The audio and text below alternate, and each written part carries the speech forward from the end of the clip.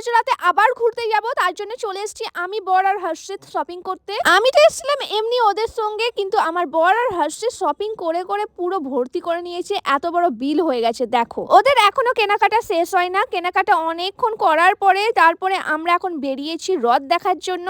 আজকে ছিল হ্রদ, আর আমাদের এখানে ছোট্ট মতন মেলা হয়। হর্ষিতকে নিয়ে এসেছিলাম ইন্ডিয়াতে কেমন মেলা হয় সেটা দেখাবার জন্য। মেলা তো অল্প ঘুরি, কিছু তেমন নেওয়ার ছিল না। তারপর আমরা চলে আসি ফুচকা খেতে। ফুচকা খেয়ে যাওয়ার সময় আমার চোখে পড়ে এই লক্ষ্মী ভাঁড়টা। আমার এটা প্রচন্ড পছন্দ হয়, তাই আমি এটা কিনে নিই। তারপর চলে আসি বাড়ি, আর এখন বাজে 1:04। আমি এখন নাইট ক্রিম মেখেছিলাম মুখে, আর তখন আসে প্রদীপ। আমরা 3টের দিকে ঘুরতে বেরোবো, তাই প্রদীপ রাতেই চলে এসছে। আর এখানে প্রদীপকে গিফট দেওয়া হচ্ছে, কারণ প্রদীপের 2 দিন পর বার্থডে আছে। বর দিয়েছে একটা হেলমেট, হর্ষিত একটা শার্ট গিফট করেছে, আর আমি এটা জ্যাকেট এনেছিলাম নেপাল থেকে, এটাই দিলাম। আর সঙ্গে কোরিয়ান চকলেটটাও দিলাম। আর এইদিকে প্রদীপের মাম্মি পাপা গিয়েছিল রাজস্থান, সেখান থেকে এনেছিল মোরব্বা, সেটা প্রদীপ এনেছিল, সেটা আমাদের দিল।